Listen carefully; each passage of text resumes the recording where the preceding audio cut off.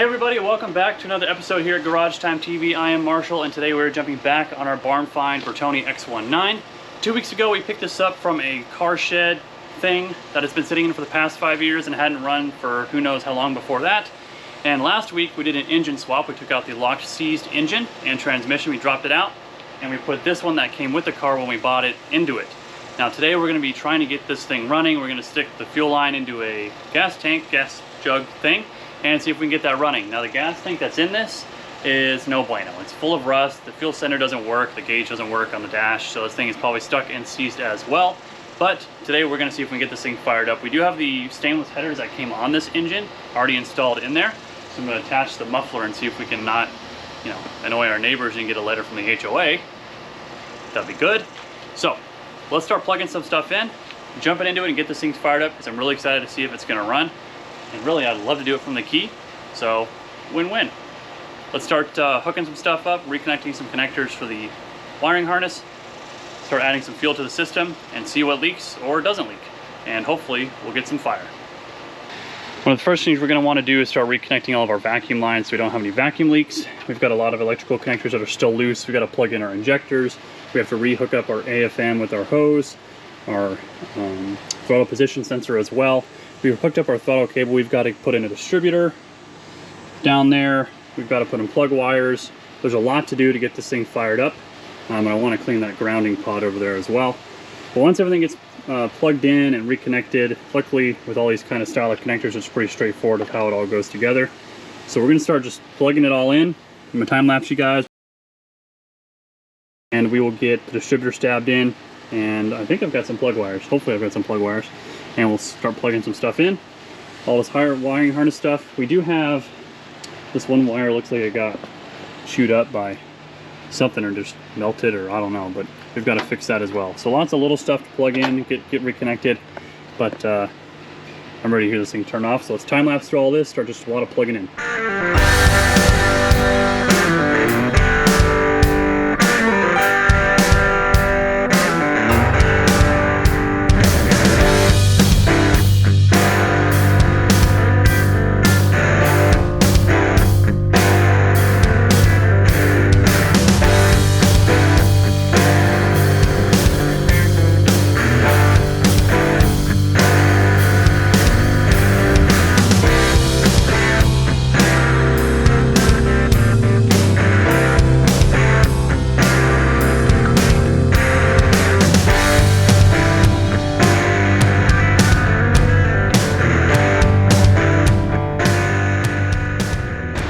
So this time we're starting to add some oil. We drained the old stuff and it was black, but there wasn't any glitter in it or anything that looked suspicious. So we're adding some oil. We have a zinc additive mixed in here just to help protect our flat tappet cam. We're just doing some 1540, some a little thicker. You can go up to 2050, but it's just cheap on the shelf and on sale. So we went with this. There's a whole debate on what oil you should use, and we're not going to go into it.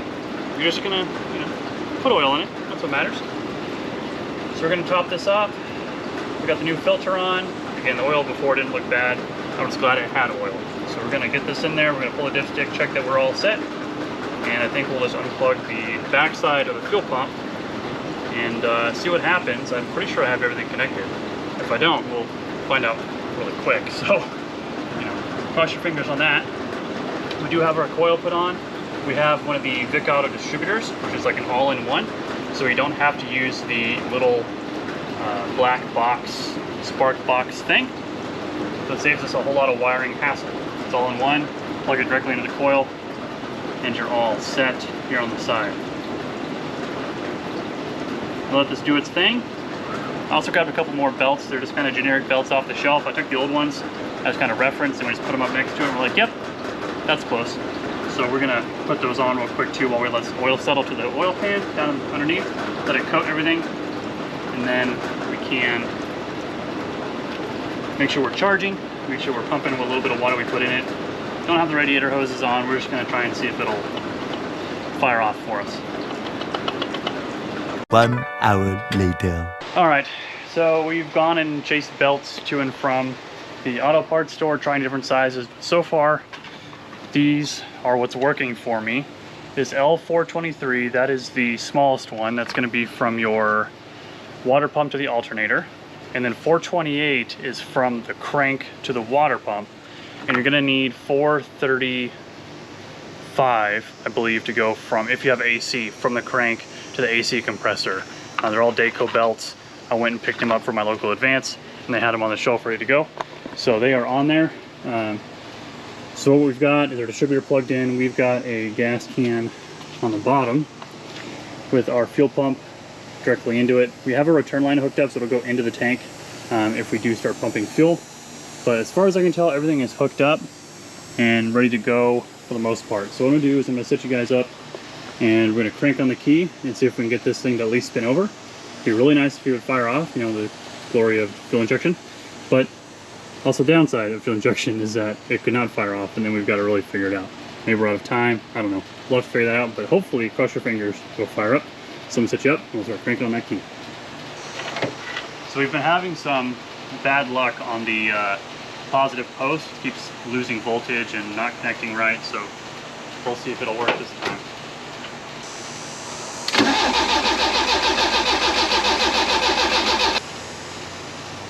Well, that's positive. We're getting it to turn over. Didn't want to initially, but you know, I don't know if we're getting any fuel or not. I don't see any leaks.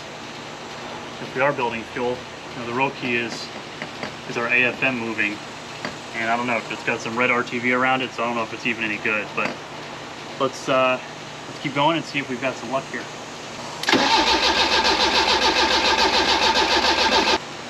Ah, that's not promising. Smoke. Bum, bum, bum.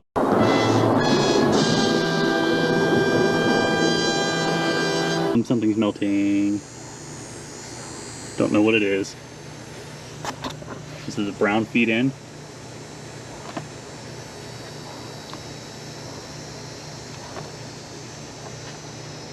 Well, those aren't hot.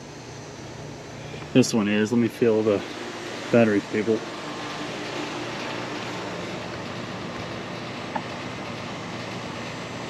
I mean, it's warm. Never mind, it's hot. The ground is not. So something is not happy on the positive side. Oh man, the joys of Fiat Electrical. They don't have issues. No issues at all. Just, you know, smoke to let you know that it's working. Time to start hunting that down. Well, no luck today on a first start, but at least we got it cranking from the engine swap. That's a pretty promising start. But we're gonna figure out where that smoke is coming from, and I'm not looking forward to that. There's something definitely getting a little hot under there. For all we know, there's maybe some chafing from that power lead into the car, and it's kind of rubbing on the body, causing it to short out, and hence the smoke. So that means we've got quite a lot of resistance somewhere. So I know there's no fused connection between the battery and the ignition switch, so I'm hoping that's not where our issue is, but we'll check the fuses, and we're gonna have to come back tomorrow and take a look at some of these and see if we can come up with a solution. Several days later.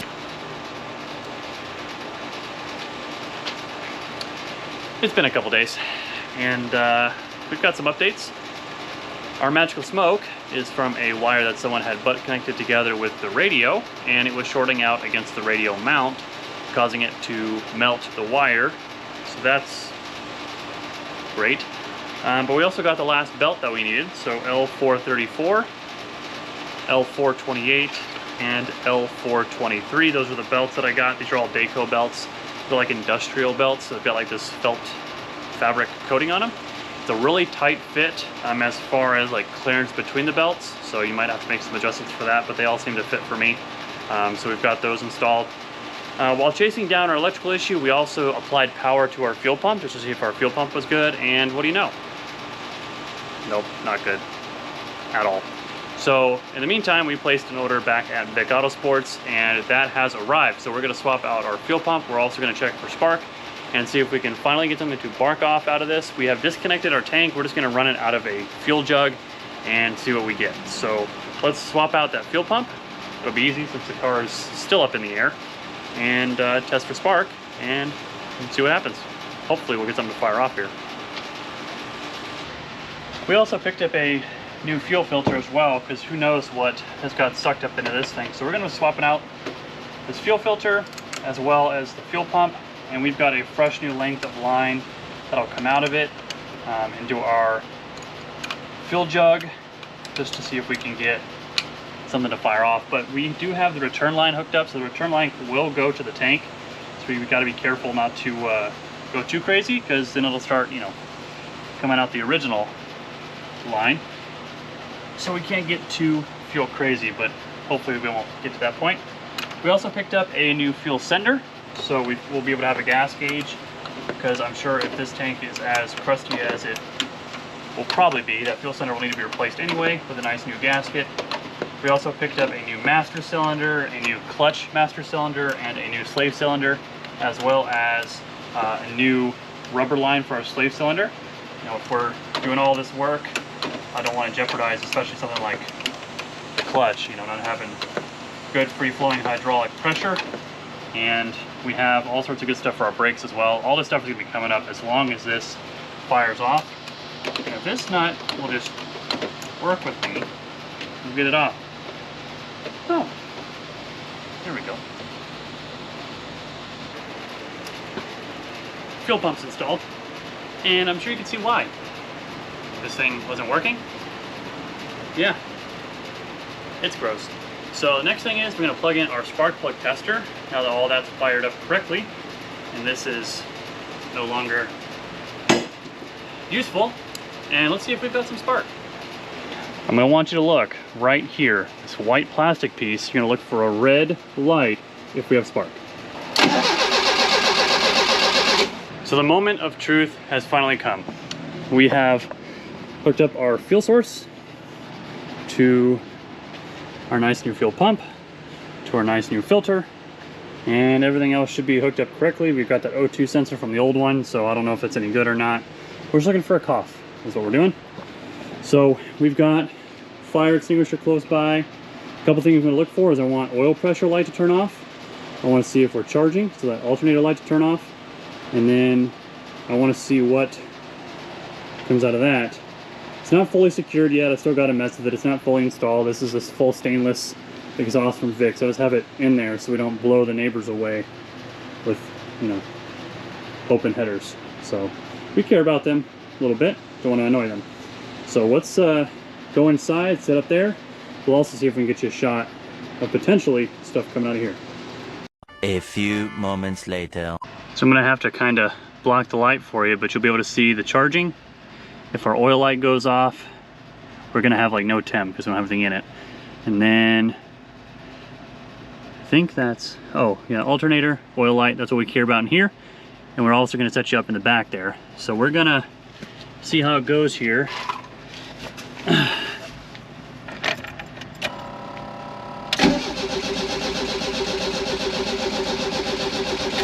Well, the oil pressure light went away, that's good.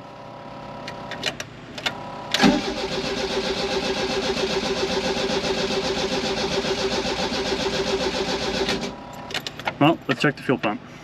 So we're not getting any power to the fuel pump when we're turning the key. So there's probably something with our AFM, the flap that's in it that triggers it may be a little stuck.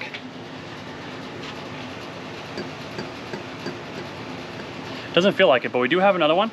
So let me swap out the AFMs, airflow meters, if you don't know what that is.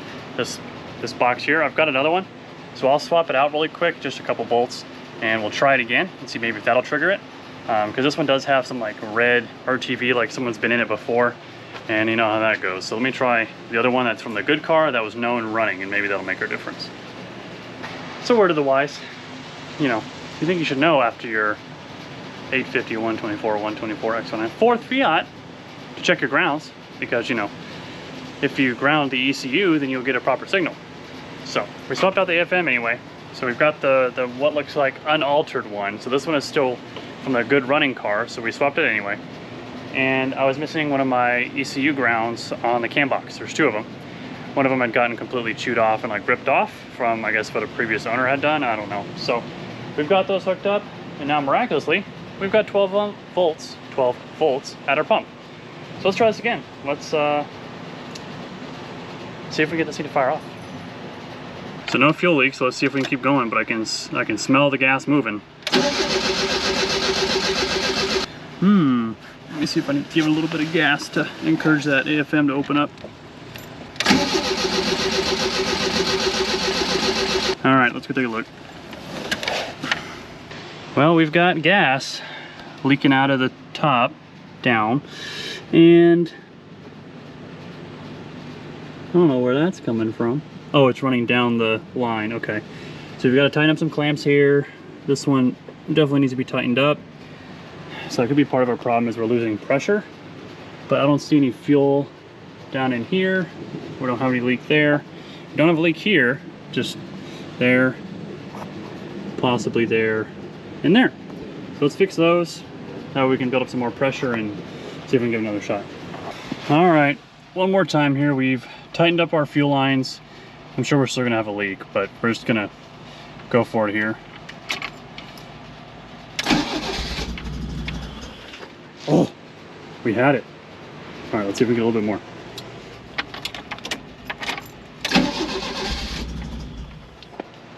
Oh, that actually sounds really good. Man, let me set you guys up right here and see what I can get. Maybe we're a little bit off on timing. That could be it too. Let me do a little bit of timing adjustment and we'll try one more time. So total brain fart moment is my timing was like, there's no way I'm backfiring. That's not right. Well, word to the wise, I should have known this, but Fiat does go off of number 4 for timing, not number 1. So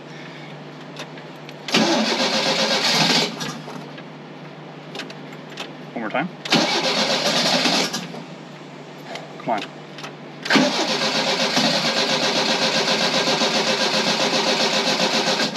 A little bit more. These also like a lot of advance also, so the 124 sure did. Nope.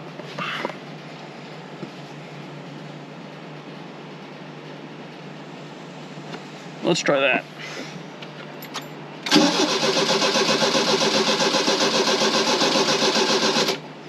Holy moly. Several days later.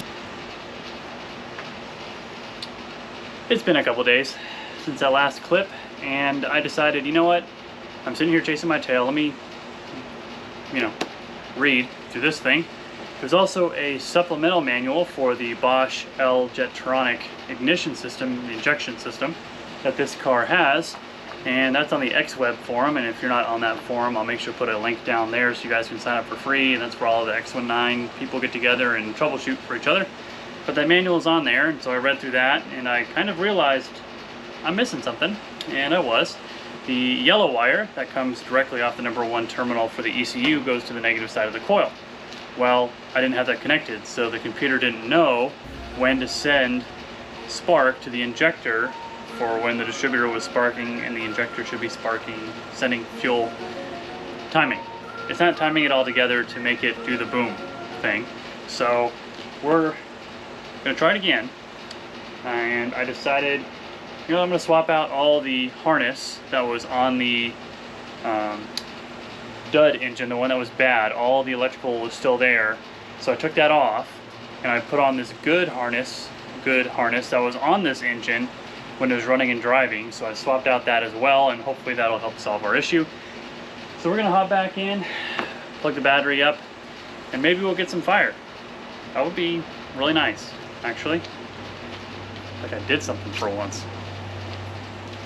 All right, well, here we go.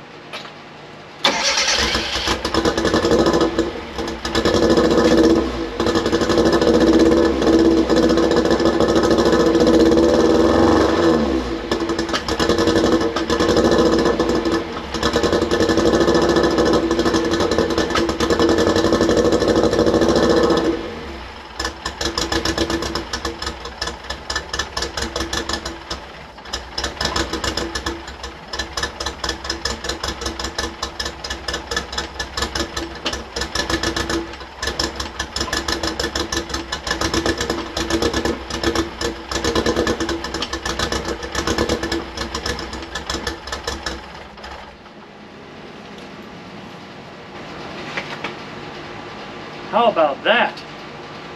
Man, how about that firing off? Switching out that electrical harness and actually connecting the signal wire from the computer to the coil seemed to really help us out. Plus, we also filled up our 5-gallon jug of gas, and that really helped us out. Man, so our good engine is actually good. You know, the oil light turned off, and as I was running there for a second, when I was sitting in there, the alternator was charging the battery, which was awesome. So we know we have a good alternator too. And that is just huge steps. Now it doesn't idle, but I don't really want to go much farther than that since we don't have a new radiator installed. We don't have our coolant lines hooked up. I don't want to push it, and I don't want this thing to get too hot and be ridiculous and burn it up. Now that we know that it's good.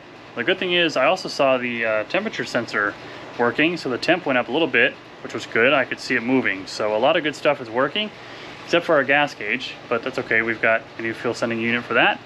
And I think we're gonna have to clean out our gas tank because there's no way we're gonna be able to keep those 5-gallon jugs on the ground as we drive it. Kind of counterproductive. So we're gonna have to take out that gas tank. Nobody has gas tanks in stock at all. So we're gonna have to take them out, and since it's already up in the air, we'll disconnect it, we'll drop it and clean it out. I know it's not gonna be good in there. So maybe we'll put some nuts and bolts in there and shake it around a lot with some acetone or some mineral spirits or evapor rust or something. I just don't want it to eat a hole in it. That would be really crappy. But anyway, it runs. Oh, it is so good knowing that this runs after all the work, especially last week's episode where we did the swap and just we're done with it after 24 hours getting the old one out, new one in. If you haven't seen it, I'll put it down in there for you to catch up on that. But it runs. Yes, we've got to work on the idle and probably a little bit of a better timing and get the timing light on it. That'll help us a lot. But we've got to start hooking up radiator lines. The heater hoses need to be reattached. We've got the other CV axles to really attach to make sure we can actually, move. And then we have a nice new aluminum radiator from Vic Autosports that we're going to be putting in the front as well. And I've thought about switching out to a better condenser for the AC system, but I don't know if I even want to do that until we know that it works, and we can't even test that until the thing idles. So that's way in the future, but we're definitely going to be putting a new radiator in it. A lot of junk came out of this when we were flushing it out, so I definitely want to make sure we swap that out and flush it out before we put in our new radiator. There's still a lot to do, before we can even go anywhere. My goal is to take this thing to Freakout. It's in Greenville, South Carolina this year. So if you guys don't have plans, or if you live around there, I would love to meet you because I want to take this thing there. I would love to drive it from Texas to South Carolina. That would be quite an adventure. If you want to see that, drop it down in the comments down below. I'll do my best to convince the wife to do that one. Good luck with that. But anyway, that's going to do it for this episode, guys. Thank you so much for watching. I really do appreciate it. Make sure you like, comment, and subscribe. Subscribing really helps the channel. Also, make sure you check out our merchandise website. I'll put a link down in the description. We have all sorts of good stuff from bags and shirts and hats and cups and mugs and all sorts of stuff with this car on it, the X19. We also have a design with the 124. We also have a design with the 850. So all three cars that we have worked on in the Fiat family are on the website. A good, nice little line art. You can even customize it with your name and your car's name, whatever you want to do, all through our website. We also have some of the classic designs of the Garage Time TV logo on the front in the full color or in black and white. So lots of good options, men and women. Don't forget about the ladies. You guys can join the crew too. Make sure you guys are following me on social media, Facebook, Instagram. I am on there. That's where you see a lot of behind the scenes stuff. Also consider joining our memberships. We have all sorts of different level memberships. We have 3 different tiers that give you all sorts of behind the scenes access. And the more up in the tiers you go, the more access you get, even extra videos that no one else gets to see. Thank you guys so much for watching. I really do appreciate it. And until next time, we'll see you.